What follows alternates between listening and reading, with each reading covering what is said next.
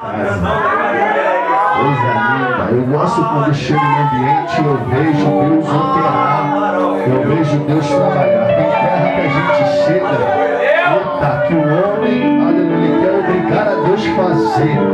Mas aqui a obra é de Deus. Ele faz como ele quer, da forma que ele quer e do jeito que ele quer. Amém? Louvado seja o nome do Senhor. Meus irmãos, aleluia. Chegamos um pouquinho tarde. Nós tivemos um evangelismo ali, um culto de evangelismo ali, dentro do condomínio. Foi uma bênção, para a glória de Deus, né? E o Senhor se fez presente ali. Por isso que nós chegamos nessa hora. O pastor Júnior nos convidou para nós passarmos aqui. E o nome do Senhor vai ser glorificado. Abra sua Bíblia comigo. Livro do profeta Isaías, capítulo de número 6. Amém? Serei breve. Dá uma oportunidade. Tem muita gente para a gente ouvir aí, né? Nossa irmã Carol aí. Pensa de Deus aí, ô glória. Glórias a Deus. Isaías, capítulo de número 6. Amém? Clarinha já cantou? Aí, repita. Clarinha. Te falando. Bênção de Deus. Amém? Glórias a Deus. Meus irmãos, Isaías capítulo 6 diz assim: no ano em que morreu o rei Uzias, eu vi o Senhor assentado num alto sublime trono. O seu espírito enchia o templo. Os serafins estavam por cima dele e cada um tinha 6 asas. 2 cobriam o rosto, 2 cobriam os pés e 2 voavam. E clamavam uns aos outros dizendo: Santo, Santo, Santo é o Senhor dos exércitos, toda a terra está cheia da sua glória. Você pode dar uma glória para Jesus? Meus irmãos, a Bíblia vai nos falar a respeito de um homem chamado Uzias. Quem foi Uzias? Uzias foi um homem que foi chamado por Deus para fazer uma grande obra, com uma determinação que o céu havia predominado para Uzias. Só que a Bíblia vai dizer que Uzias, ele foi tão abençoado o seu ministério por Deus, foi tão usado por Deus, que Uzias ele não vigia, ele deixa a soberba e a arrogância entrar dentro do seu coração. A Bíblia diz que cada um foi chamado para uma vocação. Um foi chamado para pastorear, outros foi chamado para adorar, outros para glorificar. E o interessante é que a Bíblia diz que cada um tem que ficar na sua posição. Eu fico olhando quando Deus, ele convida, aleluia, para que a gente venha entrar, para adorar com todo o nosso ardor da nossa alma. Porque Deus, quando ele convida, ele não quer pela metade, mas ele quer por inteiro. E a Bíblia ela vai dizer que Uzias, a soberba entra no seu coração. Missionário John. E a Bíblia vai falar que quando Uzias ele toma partido de uma coisa que não era para ele fazer, Uzias decide oferecer sacrifício no lugar do sacerdote. E essa função foi denominada para os sacerdotes. O Senhor ele é detalhista.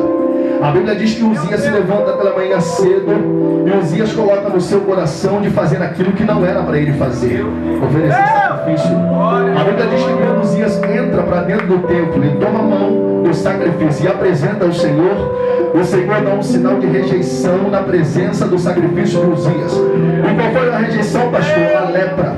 Ele dá um sinal da lepra na testa de Uzias. A Bíblia diz que Uzias estava achando que estava fazendo muito, mas na verdade Uzias não estava fazendo nada. Uzias queria apresentar para Deus um sacrifício, enquanto na verdade o chamado de Uzias não era para aquilo. O Senhor disse: Uzias, eu te chamei para você fazer aquilo que eu determinei para você. A Bíblia diz que 80 sacerdotes param na frente de Uzias e diz: Uzias, não faça tal coisa, porque esse não é o teu chamado, mas o chamado é nosso. Mas Uzias estava tomado pela soberba, pela arrogância. E Uzias disse: não, eu sou Uzias, o Senhor me usa, o Senhor é comigo, o Senhor está na minha vida. E Uzias entra para dentro do templo e apresenta sacrifício que não era para apresentar. O Senhor rejeita. E a Bíblia diz que Israel fica desorientado, porque perdeu Uzias. Uzias estava na frente. E a Bíblia diz que num tempo de crise, Israel está estava triste, sem esperança, desesperançoso. A Bíblia diz que o Senhor levanta com altitude e alta voz, dizendo: Isaías, levanta, porque eu quero fazer uma grande obra. Você não entendeu, mas eu vou repetir. A Bíblia diz que no tempo de crise, no tempo de escassez, o povo estava triste porque Uzias havia morrido. Uzias havia perdido, Uzias havia morrido, melhor dizendo. E a Bíblia vai dizer que o Senhor revela ministério de Isaías no tempo de crise. Ei, eu quero dizer uma coisa para você. O vento que você está passando, a luta que você está passando, o deserto que você está passando não é para tua morte, mas Deus ainda continua revelando o ministério no tempo de crise. Você pode levantar a mão para adorar o Senhor, porque Jesus está na casa. E a Bíblia diz que Deus chama Isaías. E a Bíblia diz que Deus dá uma revelação tão linda para Isaías. Isaías contempla o céu aberto. O interessante é que quando Isaías contempla o céu aberto, Isaías viu os anjos voando ao redor do trono. E o interessante é que tinham 6 asas, nos vão cobrir o rosto, nos cobrir os pés. Só que a Bíblia vai dizer que os anjos diziam: Santo, Santo, Santo, Santo. Eu já estou sentindo ele aqui. Santo, Santo. Tem gente que já pegou e está chorando ali.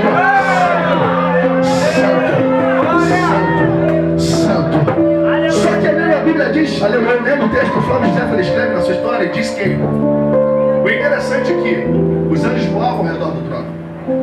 Os anjos davam referência para quem é de direito. Os anjos adoravam quem precisava ser adorado. Só que o interessante é que o texto escrito por Flávio José vai dizer que o som que saía não saía da boca. Pegou isso aqui? Mas ele saía de dentro.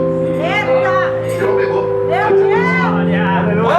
Escreve na sua história, ele diz que o som de adoração não saía da boca, pastor Júlio, mas saía de dentro. O que eu quero dizer para você nessa noite é: qual é a tua adoração nessa noite? Da boca para fora ou de dentro? A Bíblia diz que o Flávio José diz que o som saía de dentro para fora. O que eu entendo é que Deus nessa noite, já entrando na madrugada, está dizendo que Ele tem selecionado a adoração para você nesse lugar.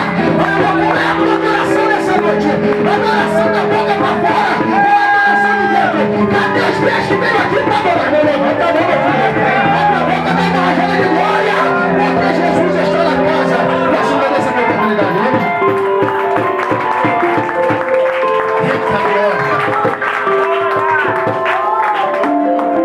É o verdadeiro adorador por excelência. Meu Deus! Você só se torna verdadeiramente um homem de Deus quando teu coração estiver lá no céu. Meu Deus! Quando teu coração estiver aqui na terra, nada. Agora, se o teu coração estiver lá no céu, pode ter certeza que o teu lugar também está reservado lá. O teu coração está lá. No momento que o pastor estava falando aqui sobre a providência de Deus, Deus falava para essa senhora aqui, essa moça, que Ele é o Deus da providência sobre a sua vida. Que Ele estava entrando com uma grande provisão sobre você. Eu via você muitas vezes mostrando que estava bom por fora, mas por dentro uma grande tristeza. Que só Deus sabe da maneira que tem passado. Mas Deus, Ele te trouxe aqui para renovar tuas forças e dizer: eu sou Deus que prometi a bênção e sou Deus para cumprir até o final a condição de você manter a bênção.